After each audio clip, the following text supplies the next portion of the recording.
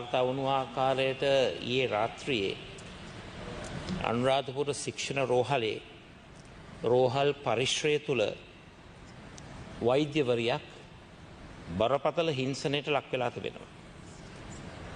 මේක සිද්ධ වෙලා තිබෙන්නේ ඊයේ දිනේදී ඇමතුම් රාජකාරී කටයුතු සිදු කරන අතරතුර. ඒ කියන්නේ on-call duty රාජකාරී කරන අවස්ථාවේ.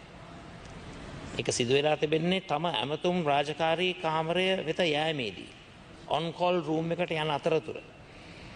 බාහිර පුද්ගලයෙක් පිහියක් පෙන්වලා බිය ගන්වලා ගැට ගැසලා ඒ ඇමතුම් කාර්යාලය තුලදී බරපතල ලිංගික හිංසනයකට ලක් කරලා තිබෙනවා.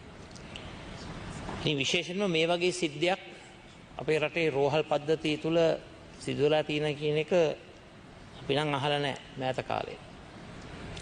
අනුරාධපුර ශික්ෂණ රෝහල කියන්නේ විශාල පිරිසක් ගැවසෙන ස්ථානයක්.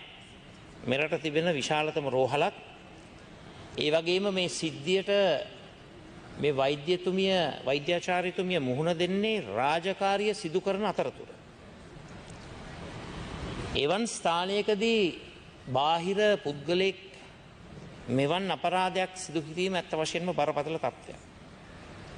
මේ තත්ත්වය තුළ අපේ රටේ රෝහල් පද්ධතිය තුළ වෛද්‍යවරයන්ගේ ආරක්ෂාව පිළිබඳව බරපතල ප්‍රශ්නයක් ගැටලුවක් උද්ගත වෙලා තිබෙනවා.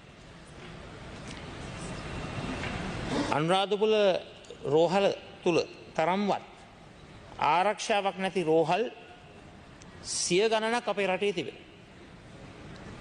ඒ වගේම මේ වගේ තත්ත්වයන් තුල අපේ රටේ වෛද්‍යවරයන් විශාල ප්‍රමාණයක් දැඩි කම්පනයට භීතියකට සහ තිගැස්මකට ලක් වෙලා තිබෙනවා.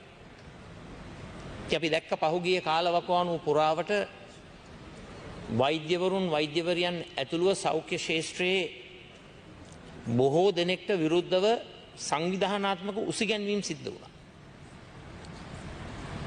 ප්‍රකෝපකාරී ක්‍රියාවන් සිද්ධ වුණා. ඒ තර්ජනවලටත් සෞඛ්‍ය ශාස්ත්‍රයට මුහුණ දෙන්න සිද්ධ වෙලා වෛද්‍යවරුන් ඇතුළුව. ඉතින් ඇත්ත වශයෙන්ම මේ වර්තමානයේ මේ සිදුවුණු සිදුවීම විශේෂයෙන්ම මේ වෛද්‍යවරියට සිදුවුණු මේ හිංසනය අපි තරයේ හෙලා දකින්නව පමණක් නෙවෙයි හැම වෙලාවෙම ජනතාවගේ ආරක්ෂාව ජාතික ආරක්ෂාව ගැන කතා කරනකොට විහිළු කරනවා. අපි දැක්කා ඒවා කාටුන් වලත් සඳහන් කරලා තියෙනවා.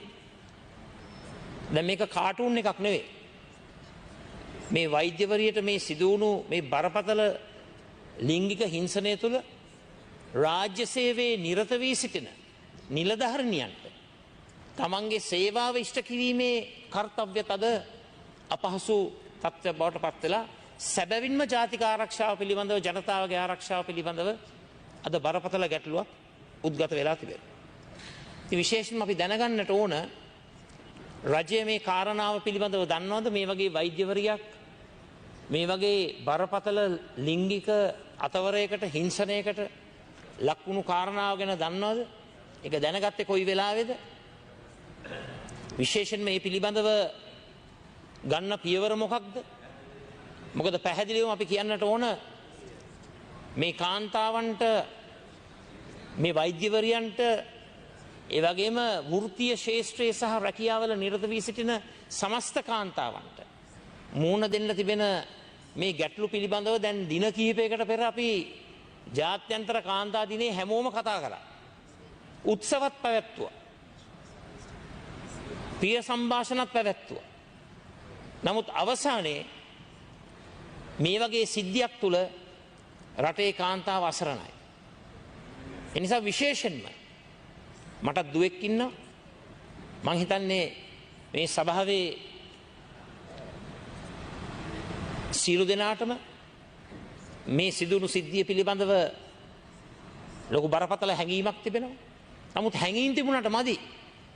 අපි මේ රටේ මේ වෛද්‍යවරයන් ඇතුළුව මේ කාන්තා පාර්ශ්වය සුරකින්නට ආරක්ෂා කරන්නට රැකවරණය ලබා දෙන්නට අපි මේට වැඩි කාර්යභාරයක් ඉෂ්ට කරන්නට ඕන. විනාඩි 2ක කාලයක්. ඒ නිසා විශේෂයෙන්ම මම දැනගන්න කැමති රජයෙන් මේ සිද්ධිය පිළිබඳව ගන්නා වූ පියවර මොනවද? විශේෂයෙන්ම වෛද්‍යවරියන්ට රෝහල් කාර්ය මණ්ඩලවල ඒ නිරතව සිටින නිලධාරීන්යන්ට ඇතුළුව රාජ්‍ය ශේෂ්ත්‍රයට රාජ්‍ය නොවන ශේෂ්ත්‍රයට මේ කාන්තාවන්ට ලබා දෙන රැකවරණය මොකක්ද? ආරක්ෂාව මොකක්ද? මේවට වග කියන්නේ කවුද? මොකද මේක රාජකාරී ස්ථානයක සිදු වුණු ම්ලේච්ඡ ක්‍රියාවක්. ඒ නිසා මේ පිළිබඳව දැඩි පියවර ගන්නයි කියලා රජයට අපි ප්‍රකාශ කර සිටිනවා. මේ ම්ලේච්ඡ තිරිසන් නිහීන ක්‍රියා කරන අයට දැඩි දඩුවම් පමුණවන දැඩි නීති රීති ගෙනෙන්නටත් අපේ සහයෝගය ලබා දෙන්නට සූදානම්. නිසා විශේෂයෙන්ම මේ කාරණාව පිළිබඳව රජයේ යුතුයකමක් මේ සභාවට ඇවිල්ලා මේ සිද්ධිය පිළිබඳව වාර්තා කරලා මේ කරුණු කාරණා හෙළිදරව් කිරීම. ස්තුතියි.